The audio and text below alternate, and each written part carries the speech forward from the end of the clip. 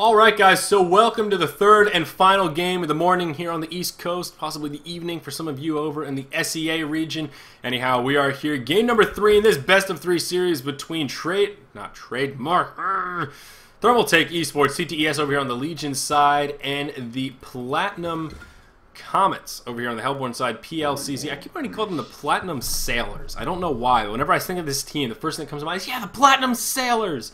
They're the Comets, the Platinum Comets. Got to get that in my, get that ingrained in the old memory here. So, like I said, this is the last game of the morning before we take a break and get on with our Fridays, or take a little napski here before the end of Fridays. But we are in good shape to get started here. So the first game, pretty convincing for TTES. They played phenomenally. In game 2, we saw some questionable stuff going down, not only with their hero picks, as some of you were noting, they got a little bit outdrafted. Certainly the case, but I think the decision making was what held TT Esports back in that last game.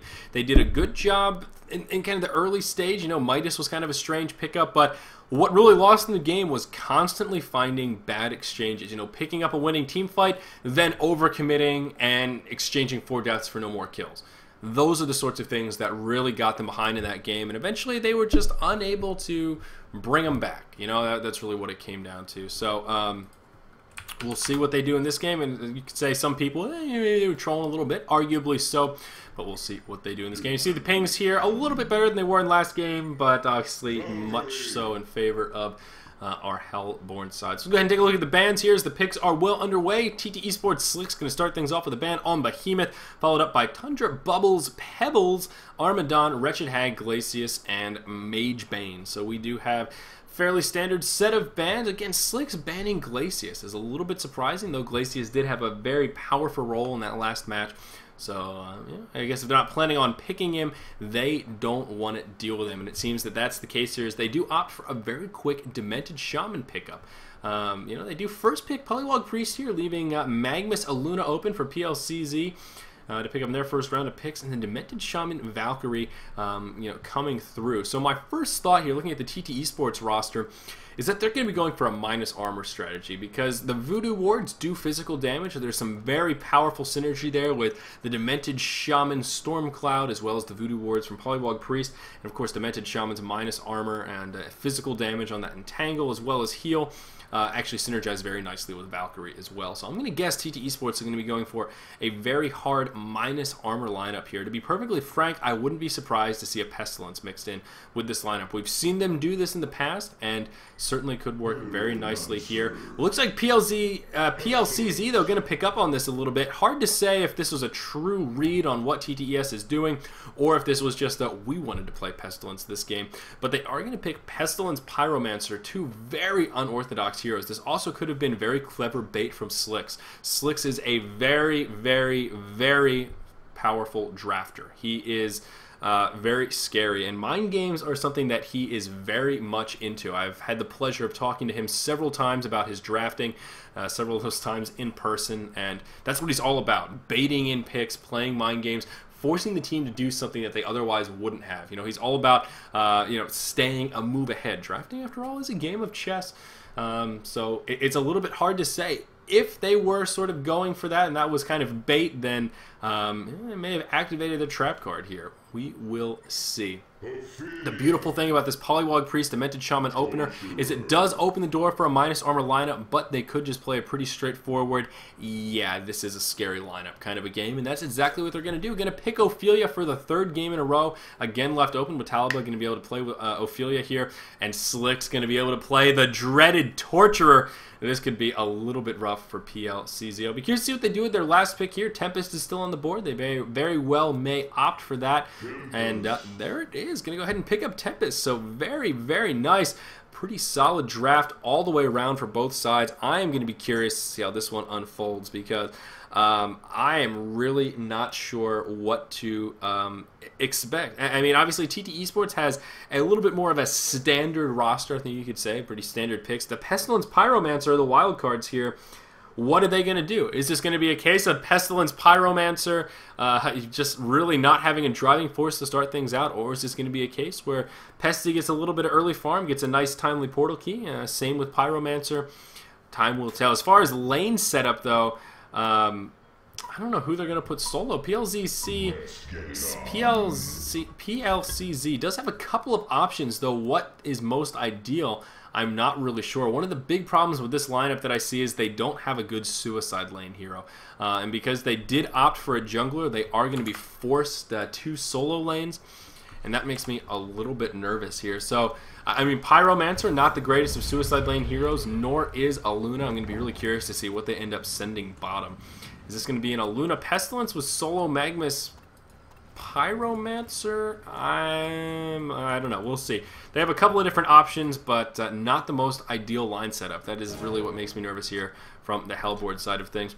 Legion side, though, looking pretty straightforward. We're going to see Valkyrie, played by Leon Black, down here in the short lane. We are going to see Polywog Priest go in the middle, and a solo role, and up in the top looks like Watalaba will be jungling offensively yet again. Demented Shaman going to be laning it up with Torturer up here in the top. So interesting. We're going to see Slick's Riser doing a double ranged lane duo, and this is kind of interesting because generally we're used to seeing Torturer as a solo hero. One of these heroes that, as I talked about Midas, one that benefits more from levels than farm, though certainly does benefit from both. So, you know, it's a little bit interesting to see Torturer paired up with somebody as kind of a babysitter, but Slick's picking up pretty much free farm is going to be quite powerful. Of course, there is a lot of aggressive potential with the Demented Shaman and Ophelia up here in the top, around the top lane at least, to help support this Slicks.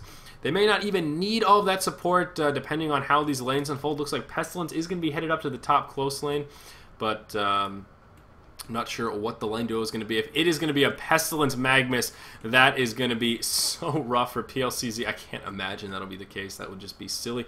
Are they actually going to tri-lane this with a Suicide Tempest? Wow, it looks like they might. This is not one of the options in my head that I was bringing down, but it looks like it indeed is going to be a Suicide Tempest. So this is interesting for a couple of reasons. One, oh, it looks like, is it Morlong's birthday? Oh, that's so sweet. Oh, happy birthday, buddy. If I could type. So, alright, let's talk about this a little bit. Solo Tempest. Now, Tempest is actually a hero that can lane. This is almost a blast from the past kind of strategy. And what's really good about this is it's definitely going to catch TT Esports off guard. They may be expecting this is a possibility, as it's fairly well known that Tempest is a competent laner. But still not something that you would ever really expect, at least not recently. Although we are on Garena, so you know, there definitely is a slightly different playstyle over here. So I should, on the international client, I should say this is not something we ever see. Maybe you guys see it a bit more frequently here over on Garena. So we'll see how Tempest fares against Valkyrie. I have a feeling Leon Black will be in pretty good shape down here, but we'll see. The Tempest starting items kind of interesting. I think Leon Black with that Guardian Ring is going to give him a huge harass advantage, though Tempest does have pretty high base armor. So could really see it going either way. Probably going to come down to a little bit more of the personal skill level here in that heads up kind of a scenario. This is going to be solo Pyromancer versus solo Polywog Priest. WTF going to be playing Polywog Priest here, and is going to be light Neven here on Pyromancer. Beautifully placed stun by Pyromancer there. Going to be able to interrupt the tongue tie. That's the power of the delay on that ability. The delay that conquers so many noobs in low-level matchmaking, saying Pyromancer's so bad I can't use his stun, but little things like that are what make that delay so useful. You can do crafty little plays that frustrate those Polywog Priest players. So up in the top, it is indeed a tri-lane, double melee, Magmus, Pestilence, and Aluna facing off against the Slick's Riser combo, Demented Shaman on Torture. Let's take a look at the farms and see how things are faring up here. Torture sitting 2-0, Pestilence sitting 7-3. So Pestilence off to a great start, kind of as we would expect here, picking up complete free farm. So what I like about this is Pestilence is a hero that really needs a lot of farm. He's kind of the opposite of Torturer, one that he doesn't really care about experience so much as he cares about avoiding getting ganked early on and being able to pick up some very nice early farm, because Pestilence is a hero that really needs those core items. Once he gets that Shrunken Head portal key, he can be very powerful, but timing is key. The timing is what makes the difference between a Pestilence that kind of takes over a game and makes us think, wow, Pestilence is an underrated hero, and from the games where Pestilence is nothing but an overpriced paperweight.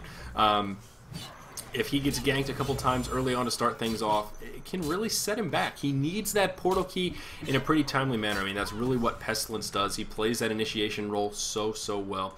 So this tri-lane seems to be working out for him so far. We'll see how it continues. First rune going to spawn. It is going to go in favor of Polywog Priest. Now that he has that double damage, he should be able to start pulling ahead a little bit in this lane. Pyromancer does have a full bottle, but oh, should have picked up on that one. My apologies. Riser is going to get taken out in the top lane. Torturer may fall as well. Torturer going to go down, and we're going to see Zhao Light on Pestilence actually pick up one of those kills. Nickelodeon's picking up the other kill there on Aluna, so my apologies. I was all hung up on that double damage rune in the mid lane. So two kills going to fall up here in the top. TT Esports already off to a little bit of a slow start here. I have to say, I didn't quite see that coming. TT Esports is the favorite in this series, to reiterate once again. So I also bring that up just not to sound like a total TT Esports fanboy, but they really are the favorites here. They probably most people would expect them to win this series, I think is fair to say. In the mid lane, though, we see some initiation onto Pyromancer again. Going to time that stun just about perfectly to slow down Polywog Priest. Unfortunately for WTF, he did have a double damage rune activated, and they're unable to secure that kill. So that is definitely a little bit unfortunate here for the mid lane. Down here in the bottom, looks like Valkyrie getting the much better of the farm, actually leading the way for the Legion team, sitting 19-6 at the moment, while Tempest only 9-6. So one of the reasons we don't see Suicide Tempest go heads up against Valkyrie too often. Probably not the best scenario, but still he is holding his own, still able to pick up a fair amount of farm, and of course get that valuable experience. Yet again, a little bit of action could be coming Pyromancer's way.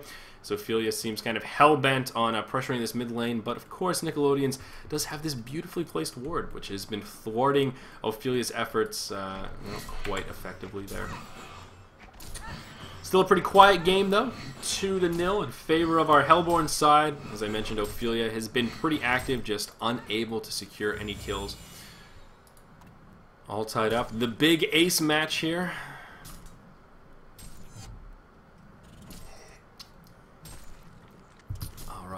Stream should not be lagging. No frame drops on my end. Of course, it is 1080p. You may need to turn her down just a little bit. Try that 720 option, thanks to the Twitch encoding.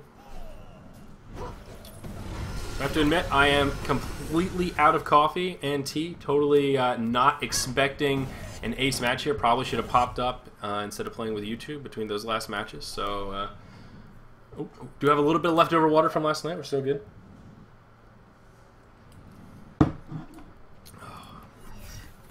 So yeah, the Suicide Tempest still is a little bit interesting. You know, looking at the stats, kind of the saving grace for TT Esports right now. It's the one thing that's keeping them from not falling behind super much in this laning phase. And it's interesting to me because just looking at the lanes, looking at the heroes, I actually would have given the edge to TT Esports. Back when I was thinking, there's absolutely no way there's going to be a tri-lane, no way Tempest is going to be solo. Tempest in the jungle, yep, this is going to be great for TT Esports. But this is a really smart laning decision, especially given that the other two lanes are just heads up. You know, Polywog Priest on Pyromancer, that's fine. Tempest on Valkyrie, that's fine. It's really this tri-lane that's throwing them over the top. Pestilence picking up all of this farm. It is just making him so I don't know the right word right now, just it's kind of devastating. Allowing Pestilence to pick up this early farm is scary. We're going to see both Slicks and Riser kind of leave the lane here, rotate about into the mid. They do see, of course, these two heroes missing and going for maybe a little bit of a sandwich here. I don't know if they're actually going to be able to pick up some kills. Magnus and Aluna could be in a bit of a sticky situation as Polywog Priest is on the low ground. Nice chain reaction, going to connect with both of them. Polywog Priest going to throw down the ultimate as he was trying to take out Pyromancer. Magnus getting dangerously low, but no kills going to come out. So again, sort of sloppy plays here from this Legion side. TT Esports not going to secure a single kill, and both of their heroes from the top have left Pestilence, who is truly free-farming away, now up to 36 creep kills. Actually, 2 creep kills below that of a Valkyrie, so you know, the fact that Pestilence has had free farm sort of speaking to how well Valkyrie has actually been farming down here in the Leon Black. Testament to Leon Black's skills. Ophelia going to get caught by this Magma stun, and it looks like he may fall. The power throw going to be enough to secure an easy kill. So now 3-0 in favor of our Hellborn side. TT Esports continuing with this kind of sloppy play here a little bit, though they are going to group up and pressure this mid lane. Looks like the Polywog Priest leaving a little wards, leaving a little bit of residue there. gonna despawn, or despawn, pardon me. But yeah, this tier 1 tower in the mid lane looks like it is gonna fall. The glyph was already used, so Pyromancer may be able to score a deny. Nope, not even gonna go for it. Slick's gonna be the one to pick up that tower kill. So probably a smart play here from TT Esports. Pick up a tower kill, leave Pestilence to free farm, just get a gold pick me up. Slick's just gonna wander balls to the wall here. Is going to take an unbreakable as well as a heal, and it is not going to be enough for him to survive. Light and even going to pick him off with that one last auto attack. Again, you have to wonder, what was Slick's doing? Why did he go back in? He could have continued pathing this way into the river and maybe mitigated a bit more damage. Instead, he took the path straight into him, didn't even activate Impalement. I don't know what to say. I really don't know what to say. Down in the bottom lane, Leon Black did pick up a kill onto Morlong. So he is going to continue to pull ahead in this lane now, blow for blow with Pestilence. Dead even GPMs at the moment. Again, Valkyrie being the saving grace in this game. One thing I do want to comment about Valkyrie is it is particularly pertinent here in this series, especially in that last game. As we saw in the last game, Valkyrie really never surpassed that 300 GPM mark. And we talked about Valkyrie is going to be able to carry this game, kind of. You know, she will eventually, but there's a whole argument behind Valkyrie. What is she? Is she a semi-carry? Is she a hard carry? Is she something in between? Where does she fit into the whole grand scheme of carries? And the way that it was explained to me by a couple of different pro players is it's all based around her farm. If Valkyrie has a game like this where she's picking up this early farm, you know, getting close to that 400 GPM mark early on, can get a couple of early core items, then Valkyrie is kind of a hard carry. She can definitely take that hard carry role. We're going to hold the thoughts on this conversation, though, as Slicks runs in yet again. He's going to take some heals as well as the Unbreakable. The Unbreakable going to proc. It is going to be enough to keep him alive, and it looks like he's going to survive. So Slicks baiting yet again, but playing with fire there. Just a little bit. Another tower going to get taken out thanks to the Polywog Priest ultimate, as well as the pushing power of Watalba there, the tier 1 down in the bottom lane. But in games where Valkyrie only gets that 250 GPM mark, you know, kind of borders around 300, maybe around the 20-minute mark, that's no good. That's going to be a semi-carry Valkyrie, where, yeah, she carries a little bit, but not to the point that, like, a Dark Lady would. So, the point of this little story is that Valkyrie is in a situation to actually be a hard carry in this game. We see her picking up the War Mallet, and I'm pretty confident Leon Black is going to transition directly into a shield breaker to really play that hard carry role. May end up going for that Shrunken Head eventually, but not going to go Shrunken Head first. It just doesn't fall in line with the amount of farm that he's picked up. If he does go Shrunken Head first, I'll actually be pretty surprised.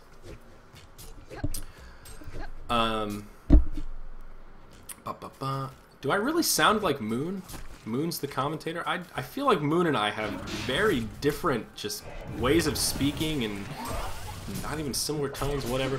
Anyhow, Valkyrie here going to get engaged on in the top lane, Demented Shaman, and to do some nice supporting here. Interesting to see Riser actually leveling up the Unbreakable. It is sitting level 2 right now, of course. Unbreakable was the primary nerf on the Demented Shaman a couple patches ago. The patch where we stopped seeing Demented Shaman every game.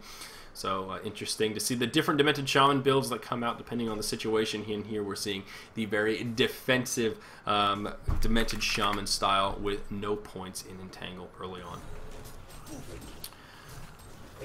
Pestilence still farming away though. Gonna glance at the GPM chart yet again, and Valkyrie still holding her own. As long as she can stay kind of blow for blow with Pestilence here, I think that'll be good news. Leon Black gonna get engaged on though. Unfortunately, Unbreakable not enough to keep her alive in that 4v1 scenario.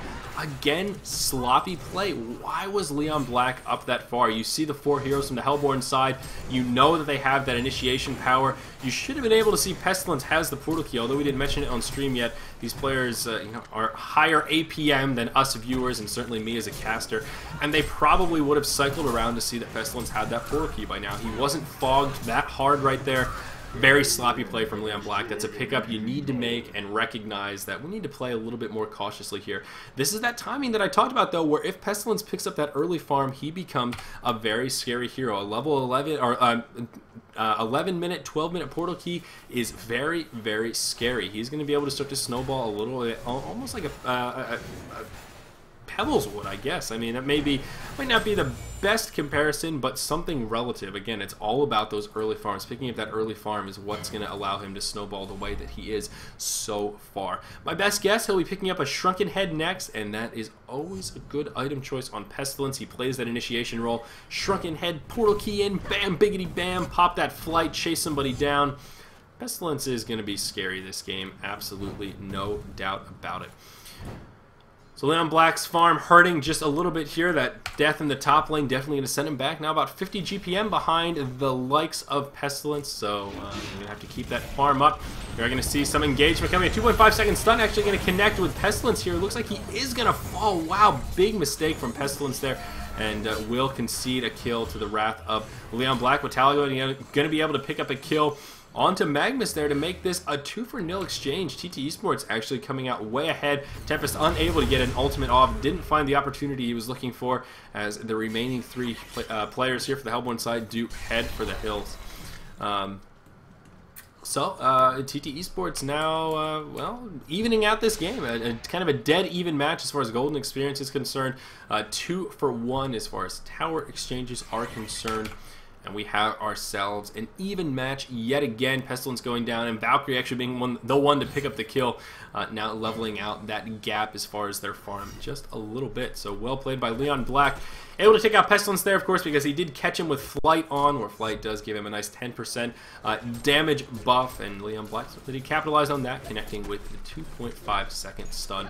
So certainly well done. Leon Black now going to have just enough to pick up that shield breaker, so we'll see momentarily here if that actually is the item route he is going to go for. Like I said, would fall in line with his farm and playstyle so far in this game, though he still has a lot of options nice and early on in this match.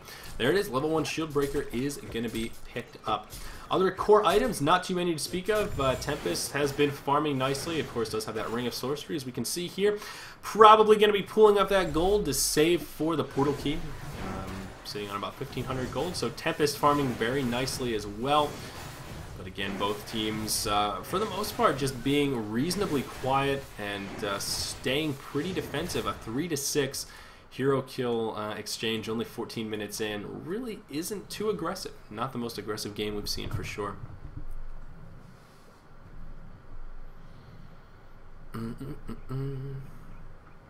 Shield Breaker is so OP in this game. I don't know about Shield Breaker being OP here. I mean, I think it's a good item pickup. I think it's a really good choice.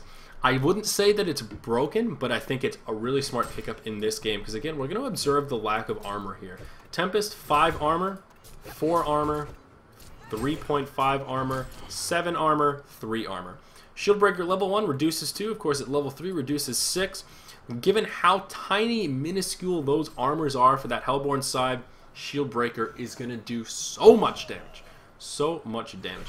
It's kind of a sliding scale with armor. You know, the more armor you get, the less it gives you that kind of diminishing returns effect. Likewise, the less armor you have, the more reducing the singleton static armor becomes. So if you have 6 armor, losing 6 armor is absolutely huge, reducing that initial 30% damage reduction or so to 0.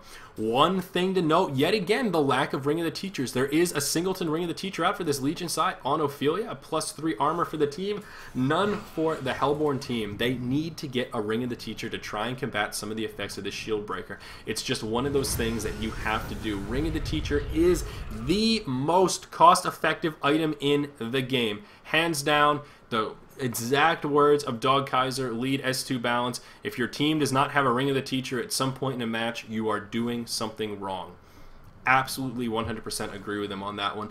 It is so powerful. And again, the key is cost effective. You can look at this and be like, it's not that big of a deal. The key is that it's aura based, and that's what changes the cost effectiveness of it. It just takes one. Ophelia has one in a 5v5 team fight. Everyone on her team is going to get that additional mana, which isn't huge, but really that +3 armor is what's huge. And then +5 damage in the early laning phase helps quite a bit. But you see in the bottom here, Leon Black can be able to connect with an arrow and pick up pretty much a free kill on the Magnus. So that is good news for TT Esports here. Leon Black going to further that farm a bit more. Still sitting around 300 GPM. But if you think about that 3 armor, that mitigates 50% of the effectiveness of this Shield Breaker once it hits level 3. So you can kind of see how powerful that item can be. Of course, you can then upgrade it into an Abyssal Skull, where that 3 armor aura turns into a +5 armor aura, further negating some of the effectiveness of this Shield Breaker. So a lot of options. I think this Hellbourne team would be wise to make some of those item pickups. Another thing as well, we see no plated greaves coming out quite yet. Still a couple heroes on red boots, but really no one here on this Hellbourne side is one such hero that would be like, yep, he usually would get plated greaves, and of course they do help mitigate some of the effectiveness of Shieldbreaker, not only because they give you some armor for the wearer, but also now that when you use them, it does give a +2 armor buff to all of your allies. So the moral of this story, again, is that there are a lot of little things that you can do to mitigate the effectiveness of Shieldbreaker. And if you don't do those little things, Shieldbreaker looks like a freaking broken item. That item that you should get every game and just pub stomp with. Which you could probably do, because most pubs don't buy Ring of the Teacher or Abyssal Skull, because psh, who needs auras? You're going to see some initiation here in the top lane, though. Torture going to get initiated on, and Tempest going to come in with an ultimate, and I think that will secure the kill for Tempest. No, perhaps not. Dimension Shaman going to be there. Drop some heals, and uh-oh, poor Pestilence going to get turned around on. A classic case of the miscommunication right there. Tempest goes in, had the ultimate, but where was the follow-up? Pestilence had already disengaged by the time the Tempest ultimate started, and of course the follow-up damage just wasn't there. The Unbreakable from Demented Shaman, beautifully placed. One thing I have noticed in this game that TT Esports has been doing to a fair degree of success is baiting with that Unbreakable. It seems that since Demented Shaman hasn't been picked as much, the Unbreakable build is not what people are doing. They're going Entangle, Healing Wave. See that they're leveling up this Unbreakable, and I mean, Salix as well as this Watalaba have both been very aggressive with their positioning. Leon Black as well, going straight in, getting that cloak on him, and actually surviving. So trying to bait and using that Demented Shaman to their advantage. Certainly been executed quite well, and I think was executed quite nicely right there. Polywog Ward's going to come down here to put some pressure on the Tier 2 tower on the top lane for the Hellbourne side. Some initiation coming out there as Ophelia gets completely obliterated. Down she goes, but Magnus falls shortly after. Oh my gosh, Pyromancer coming in and just dropping Polywog Priest. Looks like some more action may continue here. It is a 1-for-2 exchange here, but was Pyromancer Illusion. Gosh, that got me scared for a second. The Tier 2 tower does fall, so kind of a 2-for-1 with the tower going down. Kind of a break-even exchange. TT Esports didn't lose any of their super valuable heroes. Demented Shaman going to be able to pour it out. Leon Black kind of in hot pursuit here, going to get chased down by Aluna. She does have Strider, so maybe able to make it happen. The stun going to connect. Pestilence going to PK in, and it looks like Leon Black is going to fall, so unfortunately he is going to go down. Did not have a homecoming stone. Mr. Leon Black, you should know better than that, my friend. If he had a homecoming stone, he probably would have been able to survive that. So again, slightly sloppy play from TT Esports, turning that from a fight that was pretty even to giving the edge to their opponents. They didn't need to concede that extra kill. I commented, none of their super important heroes were taken down. Valkyrie is their biggest most important hero. So to see her taken out hurts a little bit. Very choppy, very sloppy defensive cape. Hopefully, I see a couple people saying lag. I'm getting 0 drops on my end. That's not to say that there isn't lag somewhere along the way. Could be Twitch related, could be your local server related, as you guys are watching from SEA. Lot of different possibilities as to why you could be getting some frame drops, but I can assure you on my end, everything is looking green light, good to go. 60 frames per second. Buttery smooth. Buttery. So, sorry about that if that's the case, but not much I can do to troubleshoot at this particular point in time. Let's get the GPM chart yet again here. Things continuing to improve for our Legion team, at least it looks like, though still obviously slightly in favor of the Hellbourne side. Not by too much, but that Pyromancer, not a hero that we've spent too much time talking about, has actually had a pretty damn good game. Has picked up that portal key now. He's sitting 4-0-1, so he was able to avoid death in that mid lane very, very well earlier on. We saw a lot of potential ganks come out from Watalaba, but Light and Even here did a very, very good job mitigating early death, and now sitting 4-0-1, a proud owner of a fancy new portal key, and did actually pick up a double tap in that last fight.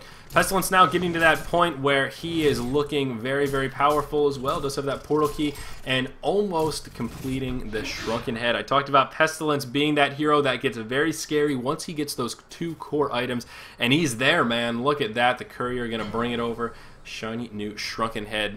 And things are going to be a little bit scary for this Legion team now. I mean, Pestilence is just going to be hard to lock down. The great thing about Pestilence as an initiator, if he picks up the early farm that he has in a game like this, is that not only does he play that initiation role really well, but he also plays that right-click auto-attack DPS role pretty damn well also. With that ultimate, he, pardon me, he hits like a freaking truck. And also Shrunken Head, being a strength-based item, does give him a nice bit of extra damage. And he just hits freaking hard. Of course, with Flight as well, you can chase people down. You can't get away with him. Doing a nice classic Pesty build here for Flight, for Impale, and now leveling up Gore. I absolutely love that choice. We do see some initiation, though. Magma's going to go straight in. The Ward Trap going to come on to Pestilence. A 5-second Valkyrie Stun going to connect. Absolutely huge, but a Tempest ultimate of the ages. Magma's going to wander his way in to channel that ultimate. It's going to get canceled. Not the best timing from Magma's. The Tempest ultimate was beautiful, but the follow-up wasn't there. Torture is going to get engaged on. He's going to fall. They try to keep him alive as long as they can, but it is not enough. Aluna going to be in some trouble here as well. Looking like a 2-for-2 exchange thus far, but Aluna and Magmus are on the defensive. Valkyrie going to have a leap up in about 2 seconds. Going to chuck the arrow. Not going to connect with the hero. She's going to be able to leap forward, though. Magmus going to connect with a beautiful Lava Surge. Demented Shaman and Ophelia in hot pursuit as well, but I don't think they're going to be able to make it in time, and the rest of those remaining heroes will survive. So a 2-for-2 exchange, still very even. Again, a nice Tempest ultimate, but where was the follow-up? Magmus, you didn't need to waddle your way into the middle of the ultimate to channel your ulti. You should have just channeled it right away, then Lava Surged in. He would have been in a good position to pick up some kills. Oh, so close, yet so far, Mr. Magmus. Not a bad fight for either side, as it was a pretty even exchange, but unfortunately, TT Esports just not able to capitalize at the end. If they'd been able to pick up those 2 kills, that could have been a big momentum shift, but instead they let those last 2 kills get away. And now what you gonna do? What you gonna do? Well, you're gonna lose that team, but that's what you're gonna do.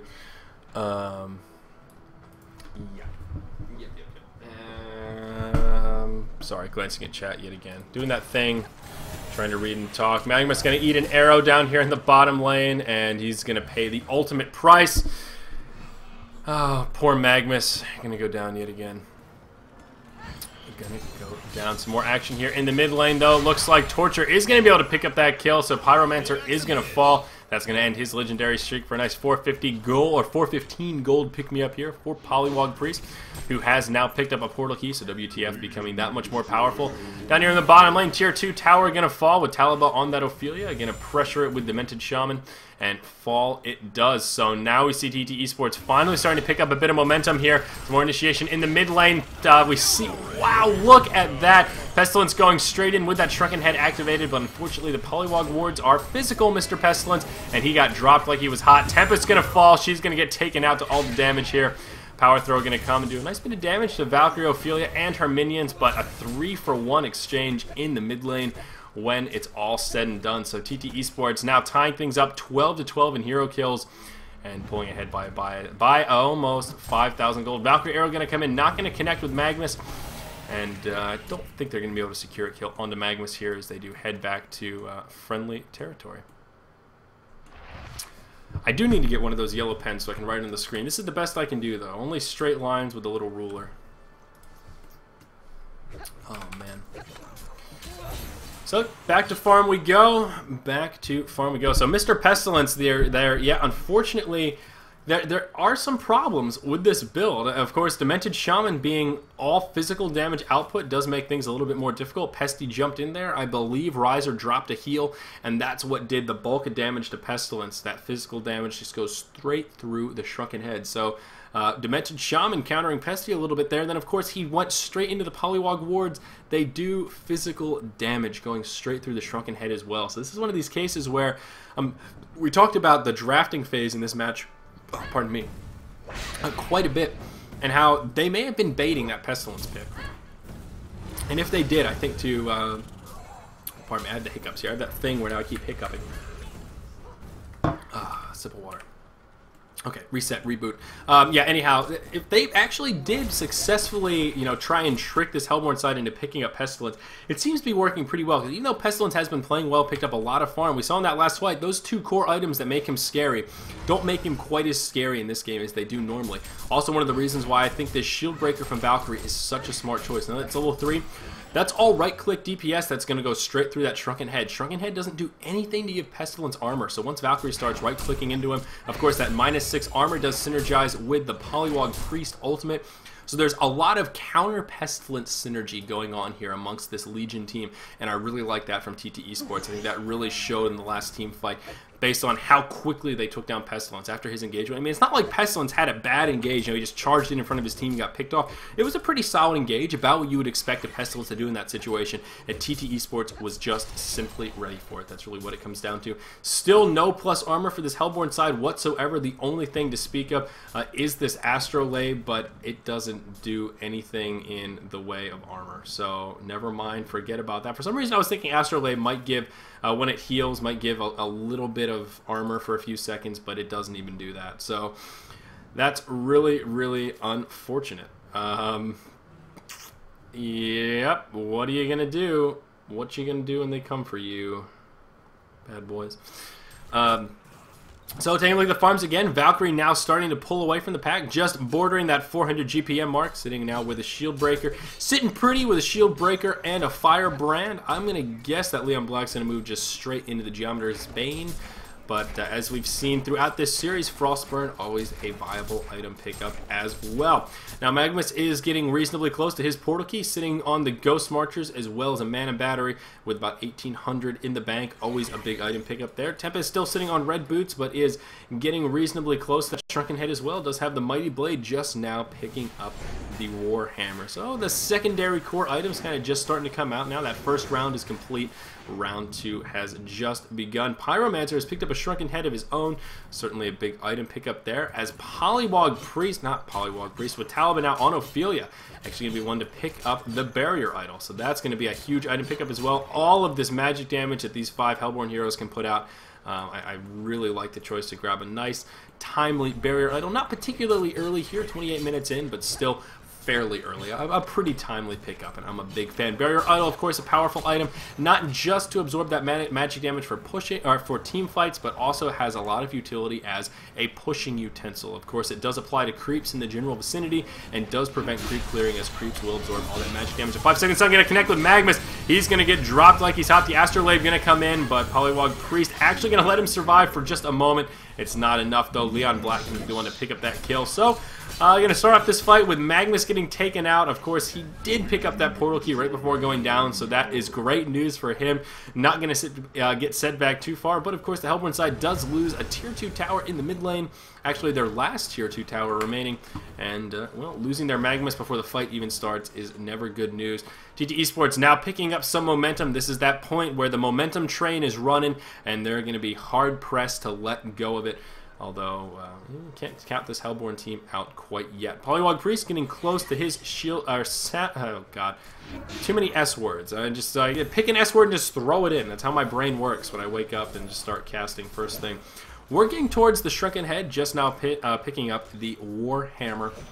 Is going to be moving into that second core item, as we were just talking about. Valkyrie now 2,500 in the bank.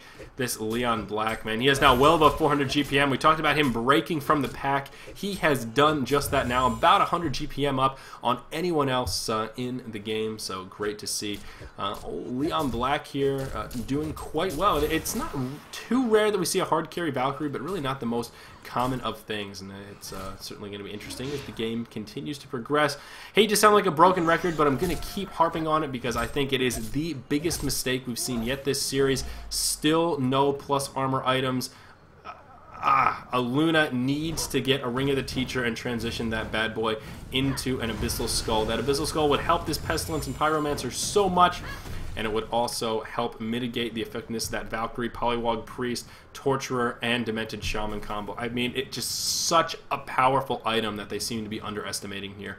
Pestilence is going to go ahead and pick up this Soul's Bulwark, of course. Probably going to be having it set to negative, I would guess. Indeed, he shall, so not so eager to mitigate the effectiveness of Valkyrie, but just to buff up himself. I'm sure that will turn into a Demonic Breastplate before too long.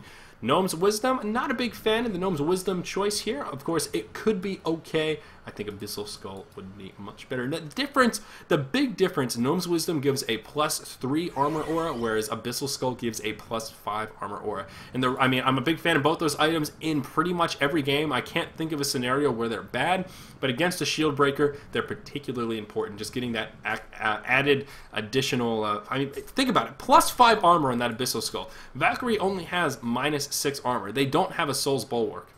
So you're totally negating that shield breaker. That's just -1 armor. I mean, that's not a big deal. That's not something that you're like, oh, run away from Valkyrie.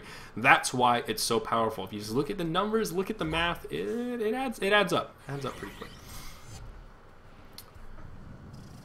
Sorry, if Leon gets an annihilation, I have to yell Rion Brack. All right, deal. Deal. If he gets an annihilation, I will let one loose. I'll let one fly. Oh god, this water's old. Ugh. I have no choice but to drink it, but it doesn't really taste good. It tastes kind of like water that's been sitting out for a couple days. Ugh. Other item pickups here. Tempest still close to the Shrunken Head, but not quite there. As someone noted in chat, Tempest still on red boots. I would hope that he would pick up plated greaves as well. I think that would be a really good choice here. We already see some initiation, though. Pestilence going to be the one to get initiated on. Magma's going to come in with an ultimate, but it is going to get primarily absorbed by that the barrier idol there. Wow. Pestilence going to be the first to fall. Leon Black going to finish off Morlong, and it looks like TT Esports going to come out way ahead in this fight. As we see Leon Black picking up a double tap, is going to throw the arrow, almost going to connect with Luna, but Nickelodeon's going to be able to dodge it. Polywog Priest going to go down in exchange for 3 heroes. My apologies for the play-by-play in that fight. Just kind of got tongue-tied and just threw in the towel to begin with. Sorry about that. Zyori tired. Zyori need breakfast, I think. It's 11 a.m. Been casting since 8. I am hungry for a nice juicy banana, maybe some yogurt, maybe a little pita bread, something, get some carbs in me. Anyhow, beautifully executed by TT Esports. Catching Pestilence like that is exactly what you want to do. Polywog Priest got the Word Trap off. Again, he popped the Shrunken Head, but they're still able to do a hell of a lot of damage.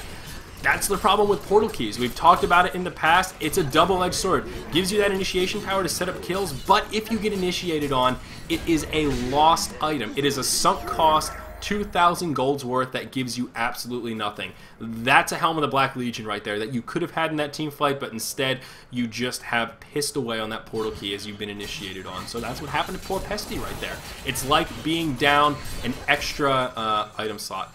Stream volume is low. Any possible to make it louder? I don't know. I mean, I feel like it's not low, but juicy banana. You guys, come on. I like fruit. Okay, fruit is one of my favorite things to eat. I'm a wannabe vegetarian, except really like steak. I really like steak. Oh, it's so good. But I eat a lot of fruit. I actually do. More commonly than not, will just munch out on fruit all day. I'm a grazer, natural-born grazer right here. It's not low. Yeah, I didn't think it was low. I have some audio bars. You know, I got some production going on over here. Maybe my man, turn up your volume. That's where I'm coming from right there. So having a little fun, obviously.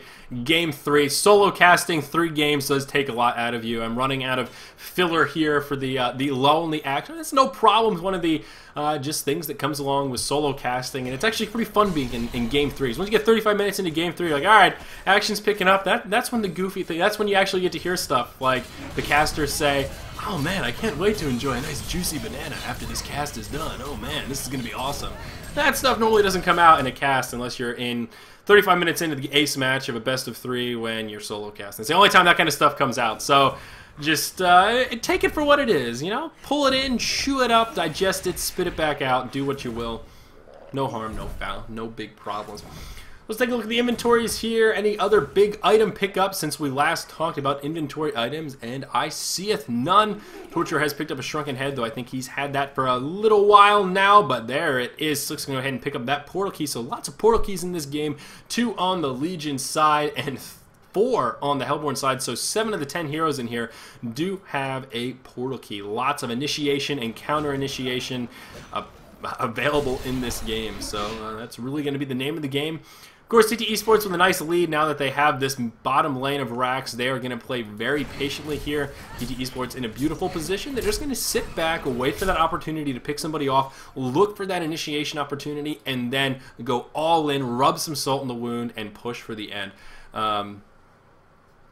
Yep. Yep. Sorry, glancing at chat yet again. But that's kind of going to be their plan now. I'm not surprised at all to see them back up, play a little bit more passively. The Hellborn side, sort of in a similar boat, except they're thinking more like, all right, we can't have a bad initiation here. We're going to look for this opportunity, but we can't screw this up. Demented Shaman going to use that newly fashioned Storm Spirit to buy himself a little bit of time, although he is going to get stunned just about instantly from Magmus. Riser surviving a pretty good amount of time, but unfortunately that stun from Magmus beautifully timed to catch him right after that Storm Spirit was done. So very, very well done there by Kiri-chan. We are going to see Ophelia get taken out, it looks like. Just like talking about TT Eastwards being in a great position, their two supports get picked off and they do follow lead. Ophelia going to lose her 2 minions, so that's really, really unfortunate there. Yes, indeed. I see someone talking about Sackstone. With Sackstone, it has been reworked. There have been a lot of changes. It is not in tournament play, as I think someone properly pointed out in chat. These teams cannot pick up the newly worked Soul Stone or Sacrificial Stone, so that is part of the reason why we're not seeing it here. Of course, Grave Locket, the new key piece to that Sackstone, and Grave Locket is actually available in tournament rules, so you can sort of get partway there. But unfortunately, the new Sackstone still in that testing mode and not available in tournament mode.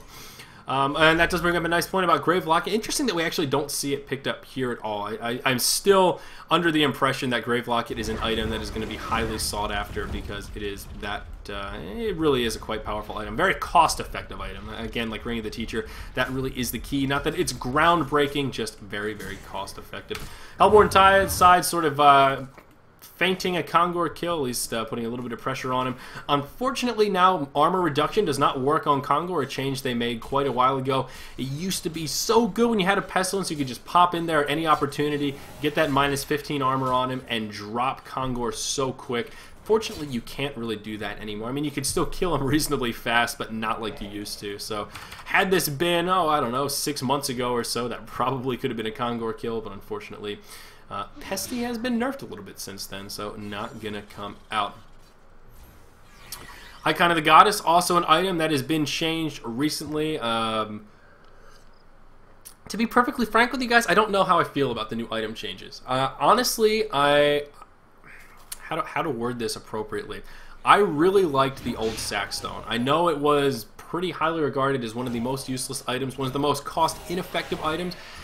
I think all that item needed was just a little bit of tweaking. It needed either either could have done something where when you get it, you start with 5 or 6 charges, or just make it cheaper. Just say, all right, Icon of the Goddess, we're going to cut down your cost, or make it a recipe instead of a sustainer and make it cheaper. Whatever you want to. I don't think the item was inherently broken where they needed to break it apart and turn it into 2 new items.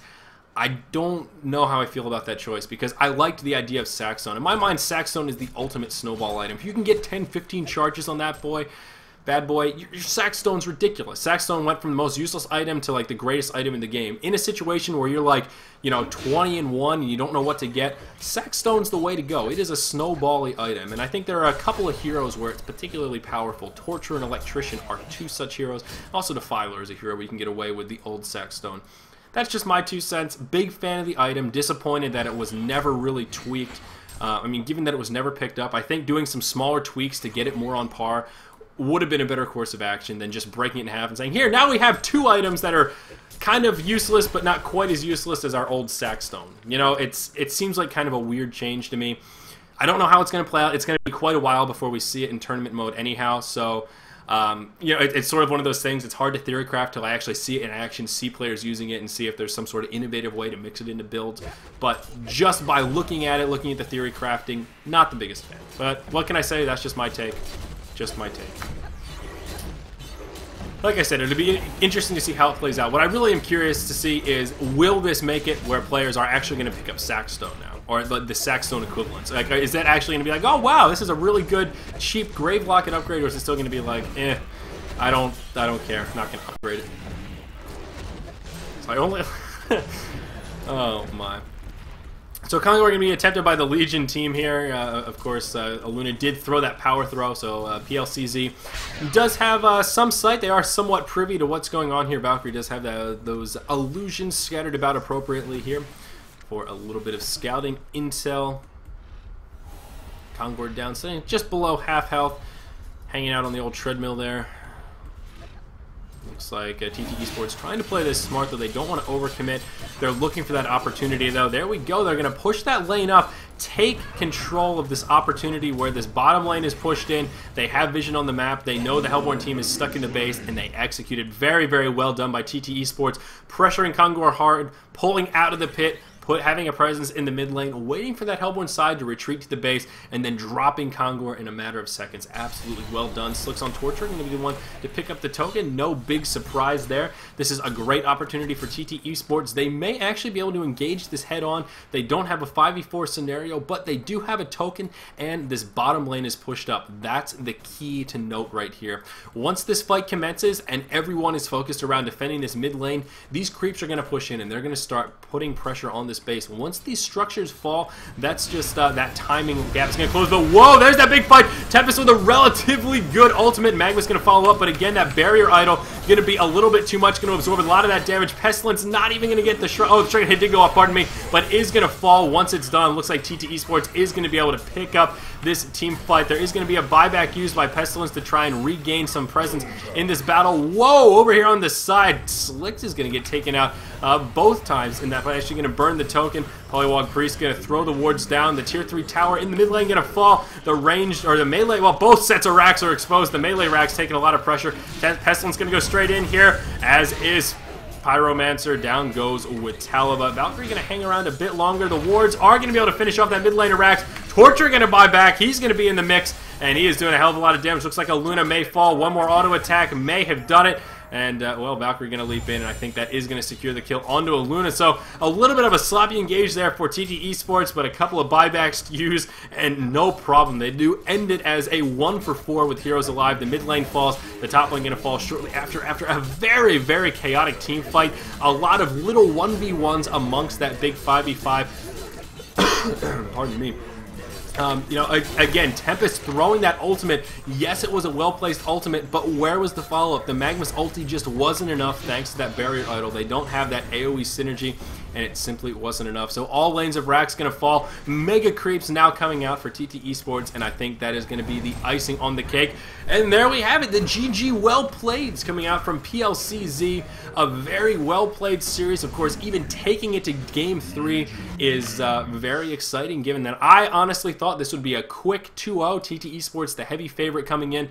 This is really my first experience with pLcZ, and exactly the reason why I'm casting this Garena stuff. I want to see what some of these SEA teams are all about. A team I hadn't heard of, but certainly powerful contenders against the international champions, TT Esports. So very, very well played by both sides.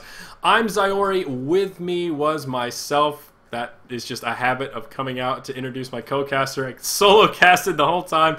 I'm Zyori from ZyoriTV. As you can see with a little overlay here, I implore you to check out my domain, www.ZyoriTV. These VODs will be posted there. You can check them out on YouTube. You can just go straight to my YouTube channel, youtube.com/ZyoriTV1, Twitter, Facebook/ZyoriTV.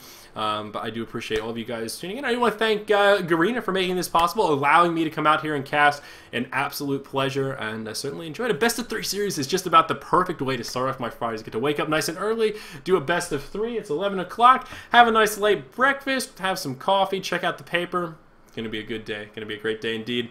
So once again, thank you for joining us, guys. I really do appreciate it. Be kind to yourselves. Be kind to each other. I'm going to queue up some tunes to go out here. And I'm going to hang out and chat for just a few minutes. Well, don't sit tight. Go enjoy your Friday evenings there in the SEA region. We'll see you guys on another cast.